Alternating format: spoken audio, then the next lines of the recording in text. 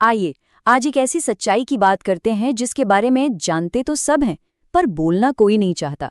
इस कोट पर जरा गौर कीजिए। भारत में बच्चे पैदा नहीं होते, उन्हें मैन्युफैक्चर किया जाता है। सुनने में थोड़ा कड़वा लगता है ना, लेकिन सच यही है। हमारे यहाँ कई बार बच्चों को बस एक ऐसी मशीन समझ लिया जाता है जिसका अल्टीमेट गोल या तो डॉक्टर बनना है, इंजीनियर बनना है या सरकारी अफसर बनना है।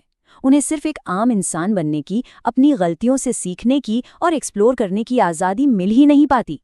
और यही चीज़ हमें आज के इस विश्लेषण के मेन टॉपिक पर ले आती है। आज इस एक्सप्लेनर में हम मध्यम वर्गीय यानी मिडिल क्लास परिवारों की चार दीवारी के अंदर चल रही एक ऐसी साइलेंट स्ट्रगल को समझने की कोशिश करेंगे जो अक्सर चुप रहती है। ये चर्चा सिर्फ करियर की चिंता या पढ़ाई के टेंशन के बारे में नहीं है, ये उस डीप साइकोलॉजिकल प्रेशर के बारे में है जो आजकल के यूथ को बिल्कुल तोड़ कर रख रहा है। उम्मीदों का कारखाना साउंड्स हेवी राइट, पर दबाव की शुरुआत यहीं से होती है। एक घर जिसे दुनिया की सबसे महफूज और सुकून वाली जगह होनी चाहिए, वो धीरे धीरे एक्सपेक्टेशंस की फैक्ट्री बन जाता है। सच कहूं तो हर घर की अपनी एक चुप कहानी होती है।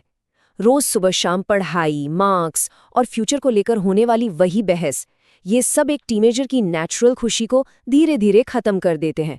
ये प्रेशर किसी तूफान की तरह अचानक नहीं आता, ये बिल्कुल बैकग्राउंड में बिना शोर किए बिल्डअप होता रहता है।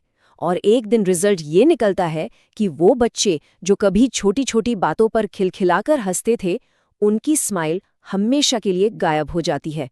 ये सच में एक हार्ट ब्रेकिंग रियलिटी है।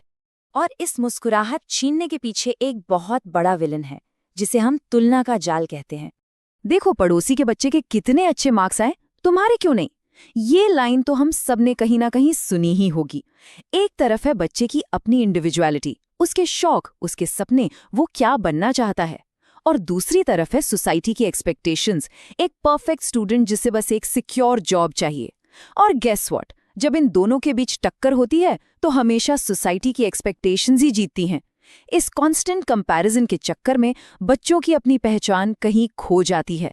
वो अपने अस्तित्व और सपनों को भुलाकर बस वही नकल करने लगते हैं जो सोसाइटी उनसे करवाना चाहती है। तो जब रियल लाइफ इतनी ओवरवेलमिंग हो जाए तो इंसान कहाँ जाता है? वो स्क्रीन्स के पीछे छुपता है।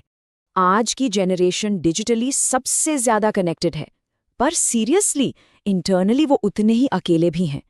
रात के अंधेरे में मोबाइल की ब्लू लाइट में ना जाने कितने आंसू छुपाए जाते हैं।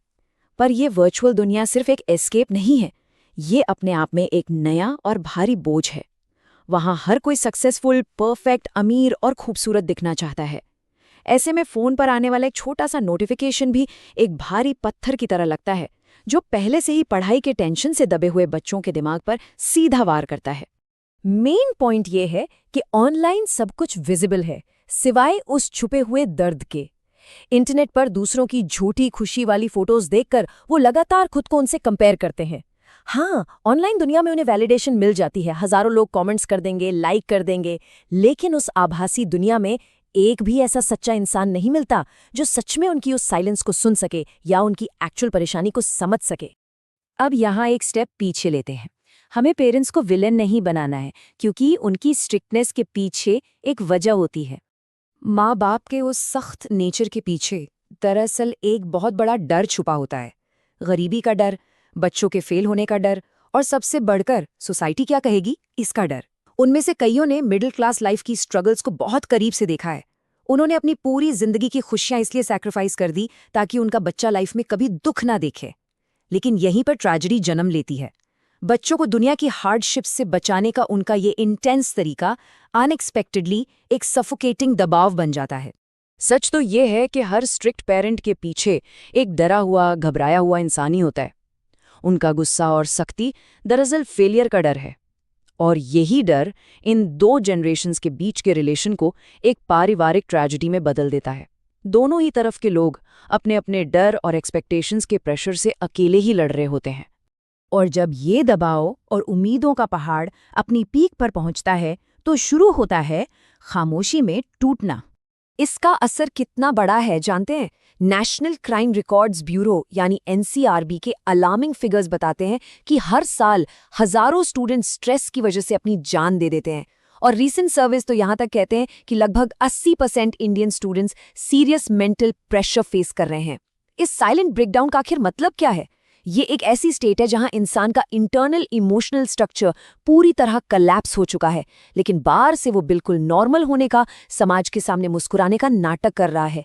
ऐसे लाखों यूथ हैं जो रोज दुनिया के सामने खुश दिखने का झूठ जीते हैं, जबकि उनका इनर सेल्फ अंधेरे में अकेला बैठा इन एक्सपेक्टेशंस के बोझ से लिटरली टुकड़े टुकड़े हो रहा होता है। यानी कुछ लोग बाहर से नहीं टूटते, वो अंदर से टूटते हैं। और बिलीव मी, ये सबसे बड़ा खतरा है, क्योंकि जब कोई चीज़ बाहर से टूटती है तो वो दिखती है, उसका ध्यान रखा जा सकता है, लेकिन जो अंदर से पूरी तरह बिखर चुका है उसका किसी को तब तक अंदाज़ा नहीं होता जब तक कि कोई बहुत बड़ी घटना ना घट जाए। ये टोटली इनविजिबल होता है। लेकिन फिक्र मत कीजिए, इस सिस्टम की बनाई हुई ट्रेजेडी को हम इस अंधेरे पर खत्म नहीं करेंगे। एक उम्मीद अभी बाकी है, और सोल्यूशन एक्चुअली में उतना ही सिंपल और स्नेहपूर्ण है जितना हम कभी सोचते भी नहीं। कभी-कभी इस बोझ को कम करने के लिए बस एक छोटी सी शुरुआत काफी होती है। बस उनके पास आराम से बैठकर एक बार पूछना, क्या तुम ठीक हो, और उनके साथ एक सच्चा कनेक्शन बनाना। क्योंकि असलियत यह है कि कभी-कभी बिना कुछ बोले सिर्फ सुनना किसी लंबी सलाह से ज़्यादा हील करता है। बच्चों को या दरअसल स्ट्रेस में घिरे किसी भी इंसान को हमेशा अपने से बड़ों की एडवाइस या बड़े-बड़े सॉल्यूशंस नहीं चाहिए होते। उन्हें बस एक कंपैशनेट इंसान चाहिए जो बिना उन्हें जज किए उनकी उस खामोश तकलीफ को शांति से सुन सके। तो इस विश्लेषण का सबसे बड़ा टेक अवे क्या है? हमें सिर्फ सक्सेसफुल लोगों की एक फैक्ट्री नहीं चलानी है। सोसाइटी को मेंटली और इमोशनली स्ट्रांग लोगों की ज़रूरत है। ऐसे लोग जो डर की मजबूरी में काम न करें, बल्कि अपने सपनों को पूरा करने के लिए खुशी से जिएं। कामयाबी तो तभी मैटर करती है ना, जब उस कामयाबी की कुर्सी पर बैठा इंसान अंदर से जेन्युइनली मजबूत और खुश हो। इस चर्चा के अंत में मैं आपसे एक बड़ा सवाल छोड़कर जा रहा हूँ। क्या आज आप किसी की कहानी सुनेंगे? अपने आसपास थोड़ा ध्यान दीजिए। हो सकता है कि कोई अपना बिल्कुल चुपचाप अपनी आखिरी लड़ाई लड़ रहा हो। उस खामोशी को सुनना सीखिए, इससे पहले कि बहुत देर हो जाए, क्योंकि आपकी थोड़ी सी हमदर्दी और बस सच में सुनने की क्षमता किसी की डूबती हुई उम्मीद को एक नई जिंदगी दे सकती है। इस पर थोड़ा विचार जरूर कीजिएगा।